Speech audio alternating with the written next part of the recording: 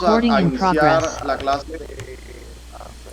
y vamos a iniciar la clase a través de esta plataforma. Entonces, les decía que para poder interpretar la Biblia tenemos que saber que ella no fue escrita a gente de nuestra época, de nuestra cultura, de nuestro pensamiento, con nuestra formación ni nuestra manera de ver el mundo. La Biblia fue escrita en una época donde las personas veían el mundo de una manera distinta. Por eso nosotros debemos aprender a interpretar la Biblia. ¿Ok? El día de hoy les preparé algo para que nosotros podamos aprender a interpretar los textos en su contexto. Si alguien en algún momento no escucha, se escucha entrecortado, robótico o se congela la imagen, puede por favor hacerlo saber, porque es que ahorita estaba en Discord inspirado dando mi clase y luego me doy cuenta que estaba por fuera. Entonces, sí me gustaría saber si me oyen fuerte y claro.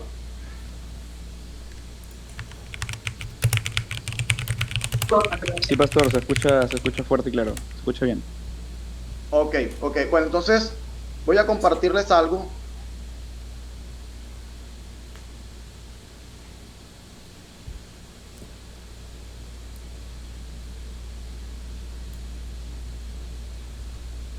¿Sí?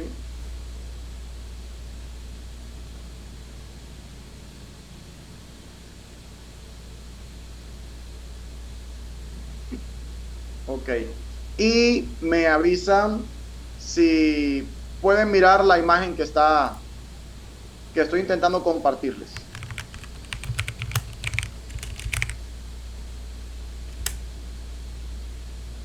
Sí, pastor, se ve bien, se ve claro. ¿Sí?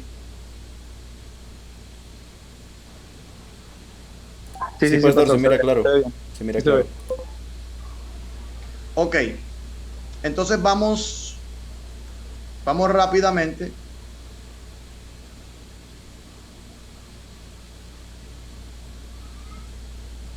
a hacer un repaso brevemente de lo que es la exégesis. La exégesis que se le debe aplicar a un texto o para hacerle exégesis a un texto, nosotros debemos hacerle preguntas a ese texto. Por ejemplo, ¿qué se dijo? ¿Qué se dijo? ¿Quién lo dijo? ¿Qué palabras o frases se utilizaron? Esto es importante.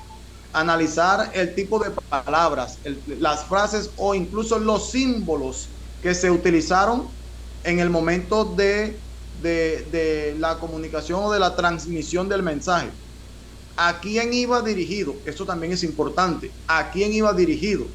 Porque como el ejemplo que daba un hermano hace unos minutos, y es que cuando la Biblia dice que Jesús bautizaría con Espíritu Santo y fuego, no se lo está diciendo a sus discípulos. O sea, eso cambia el contexto de la situación, el contexto del mensaje, cambia el contexto de todo el significado, solamente saber que Jesús no se lo, que Juan no se lo dijo a los discípulos y que Jesús no se lo dijo a los discípulos. Se lo dijo Juan a un grupo de personas que antes había llamado generación de víboras y le está diciendo a ustedes quién los enseñó a escaparse y a ellos les está diciendo el que viene detrás de mí los bautizará a ustedes con fuego, el aventador está en su mano, todo árbol que no da fruto será cortado y echado a ese fuego. Entonces es importante saber a quién iba dirigido el mensaje, en dónde estaban, también es importante saber en dónde estaban y qué entendieron los que escucharon. Cuando nosotros leemos un texto y le hacemos estas preguntas, podemos entender realmente el mensaje verdadero. Yo les decía en la primera sesión que la Biblia no tiene muchas interpretaciones, aunque hay muchas personas con distintas maneras de entender la Biblia, realmente hay es una sola interpretación. Lo que podemos ver también es que hay una mala aplicación de la exégesis. Ahora, entonces explicamos qué es la exégesis, ahora qué es la hermenéutica. La hermenéutica analiza cómo debería interpretarse la Biblia hoy. ¿Qué rol tiene el lector moderno? O si tenemos que tomar los textos literalmente o simbólicamente. Busca puentes entre el mundo del texto y el mundo actual. ¿Qué significa eso? que cuando nosotros le hacemos un análisis al texto y le aplicamos la exégesis, ahora esa enseñanza que nosotros entendemos de ese texto, eso se llama exégesis. Ahora, ¿qué es la hermenéutica? ¿Cómo aplicamos esa exégesis en nuestra época actual, en nuestro tiempo? ¿Qué significa este texto para nosotros hoy? ¿Cómo se traduce este mensaje en nuestras circunstancias culturales, sociales o personales? ¿Qué nos exige vivir o cambiar ese texto en nuestra época? Ya sabemos que la exégesis es qué significó en ese entonces, y la hermenéutica es cómo aplicamos eso en nuestra época. Aquí tengo esta imagen de lo que es la hermenéutica. La hermenéutica hace un puente de la época del texto original a nuestra época actual. Y les dejé una actividad. Ahora, hoy vamos a compartir, si me permiten, durante estos 10 minutos, hablar acerca de la importancia del texto en la comprensión del pasaje. Importancia del contexto en la comprensión del pasaje. Ahí vemos un círculo. El círculo de en medio, vamos a decir que ese es el texto. Ahora, está el contexto inmediato, que es todo lo que rodea el texto que estamos leyendo. A eso le vamos a llamar el contexto inmediato. Es decir, hay un versículo o un texto que yo quiero analizar. Tengo que aplicar la ley del contexto inmediato. Es decir, no solamente me voy a quedar con lo que yo entiendo de ese versículo, sino que para yo entender ese versículo, tengo que leer los versículos anteriores y posteriores. Todo lo que rodea el versículo le vamos a llamar contexto inmediato. Está el círculo de más afuera, que es el género literario. Vamos a decir que son los grupos o categorías en que podemos clasificar las obras literarias atendiendo su contenido. Es decir, yo no puedo interpretar de la misma manera un versículo de Job como voy a interpretar una carta del apóstol Pablo. O sea, no tengo que entender realmente qué tipo de literatura estoy leyendo. Recordemos que la palabra Biblia viene de biblón, que significa colección de libros. Entonces, la Biblia no, aunque es un solo libro, está compuesto por 66 libros pequeños. Nuestra Biblia, por 66 libros pequeños. Pero cada libro tiene un estilo distinto porque fue escrito por una persona diferente y con muchísimos años. Entre algunos libros de la Biblia hay más de 1000 años de distancia.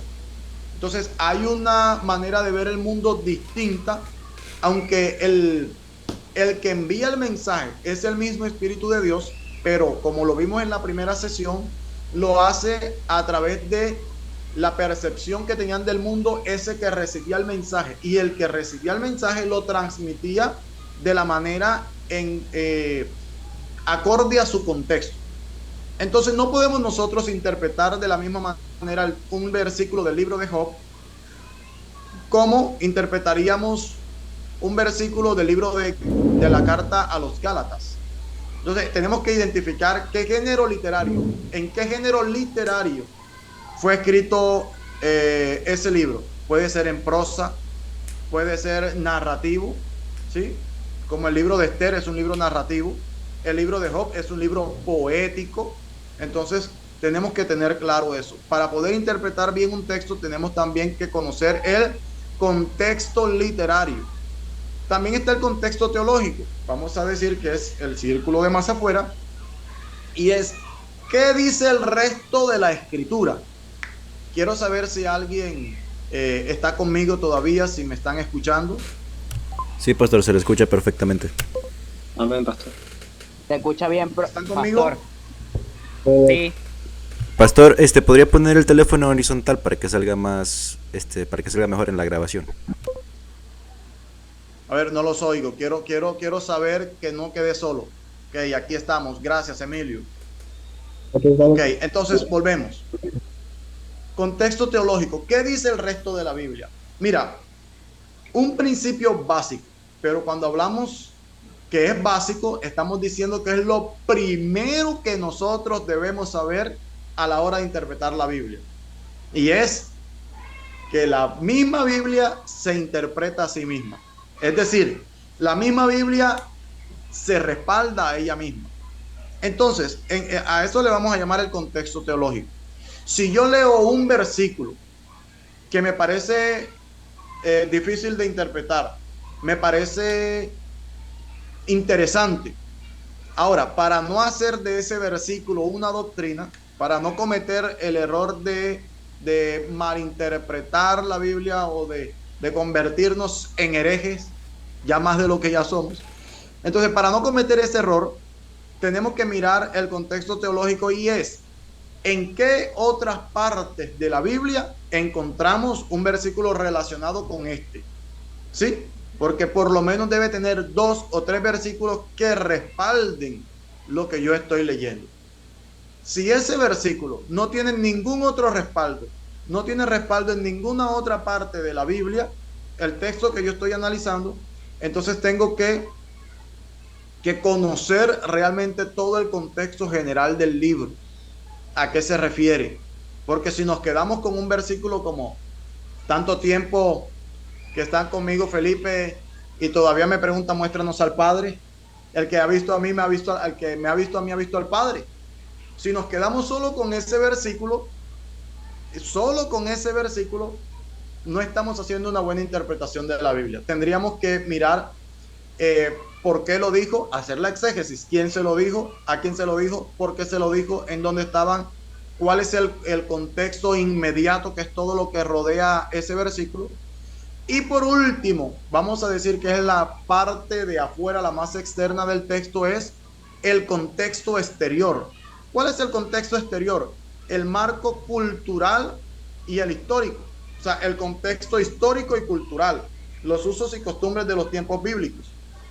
Para esto, o para interpretar una parábola, es necesario conocer el contexto exterior, que vendría siendo el contexto histórico y cultural. O también no solo parábola, cualquier texto de la Biblia, como por ejemplo, ¿por qué cuando Elías va pasando y ve a Eliseo que está arando la tierra, tira el manto sobre él? ¿Y por qué Eliseo dice, espérame que me vaya a despedir a mis papás y ya te sigo? O sea, ¿por qué? Entonces ahí es donde tenemos que analizar el contexto histórico y cultural. ¿Qué significaba que alguien pusiera el manto sobre algo, sobre alguien? ¿O por qué cuando Lot recibe a los ángeles en Sodoma y van a decir que quieren conocer, la gente de Sodoma quieren conocer, que saque afuera a esos hombres que los visitan?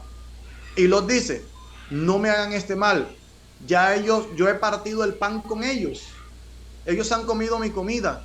Ahora, ¿por qué Lot usa esas palabras? O sea, ¿qué simbolizaba partir el pan para los judíos de aquella época?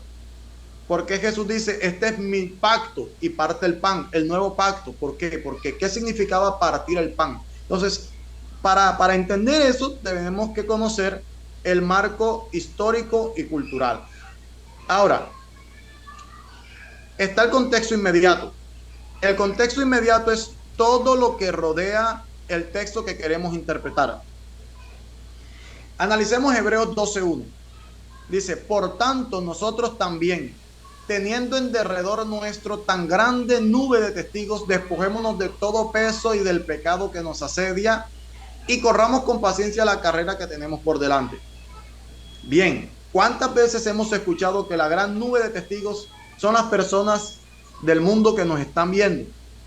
Decimos, no, tenemos que andar con cuidado porque tenemos una nube de testigos que nos ven. Pero para entender ese texto, tenemos que conocer el contexto inmediato. ¿Cuál es el contexto inmediato? Vamos a leer que dice Hebreos 11 del 32 al 40. De hecho, todo Hebreos 11, pero vamos a leer del 32 al 40. Dice, ¿y qué más digo?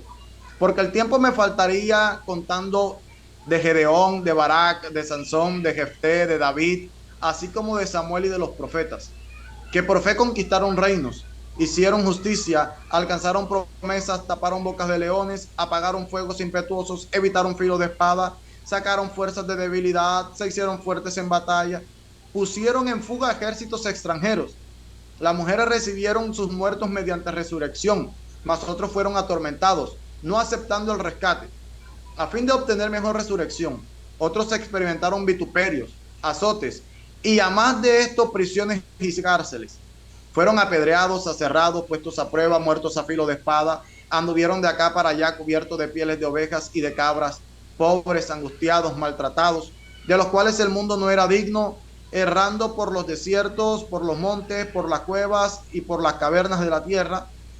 Y todos estos, aunque alcanzaron buen testimonio mediante la fe, no recibieron lo prometido, proveyendo Dios alguna cosa mejor para nosotros, para que no fuesen ellos perfeccionados aparte de nosotros. Estos son los versículos antes del que nosotros leímos, del que queremos analizar. Luego viene el que queremos analizar. Por tanto, nosotros también, teniendo en derredor nuestro tan grande nube de testigos, es decir, ¿cuál es la nube de testigos? ¿A qué se refiere con la nube de testigos? Pues la nube de testigos se refiere a todos los héroes de la fe.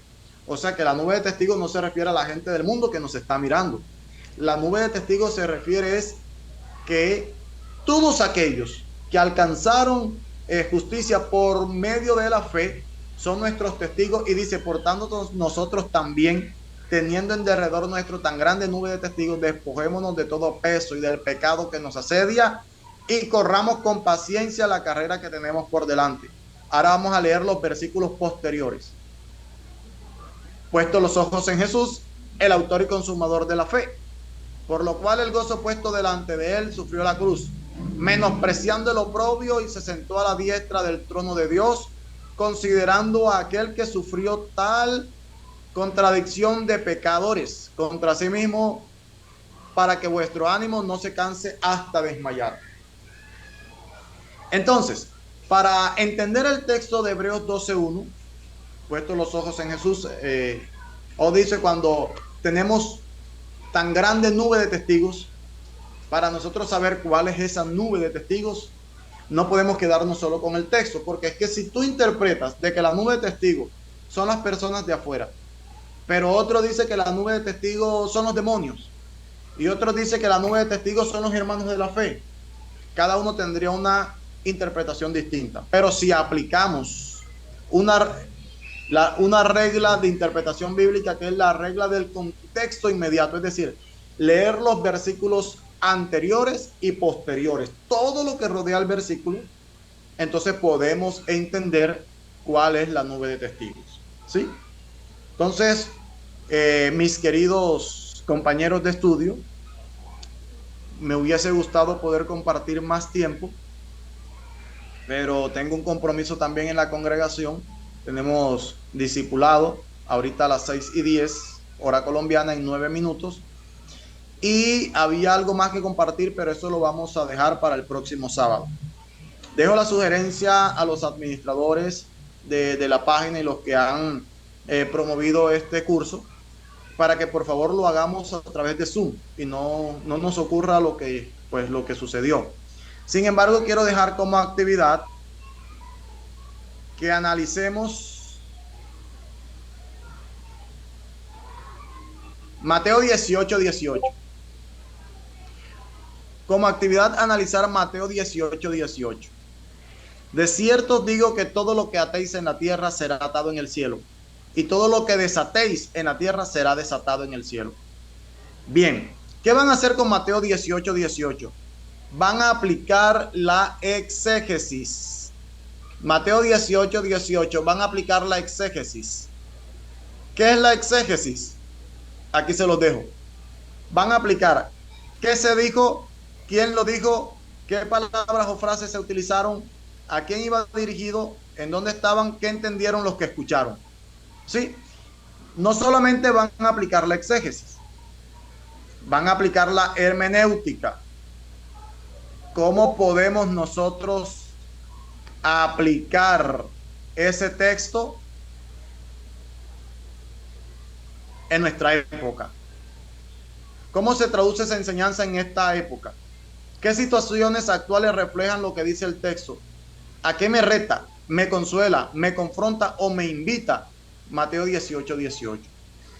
Eso ya lo aprendimos en la clase anterior, pero también quiero que ustedes apliquen la ley del contexto inmediato. ¿Cuál es la ley del contexto inmediato? Todo lo que rodea el texto. Sí, o sea que ustedes se van a leer todo lo que rodea el texto. Todo lo que rodea Mateo 18, 18. No se van a leer solamente Mateo 18, 18. Se van a leer la perícopa. ¿Qué es la perícopa? Perícopa es el título que está en rojo. Ese título en rojo. Sí, que en este caso sería ¿cómo se debe perdonar al hermano? Perícopa. Ustedes se van a leer todo el texto y van a analizar los versículos antes y los versículos después de Mateo 18, 18. Eso se llama aplicar la ley del contexto inmediato. Se leen todo Mateo 18 del 15 al 22, lo analizan, aplican exégesis, aplican la hermenéutica, la ley del contexto inmediato y nos vemos la próxima clase. Gracias, pastor. Pero antes de irme, o antes de que nos vayamos, me gustaría, por favor, escucharlos, si me pudieron entender, si me hice entender, si la clase fue amena para ustedes. Por favor, dejen de grabar si lo van a subir a YouTube. Esta parte queda entre Recording nosotros. stopped.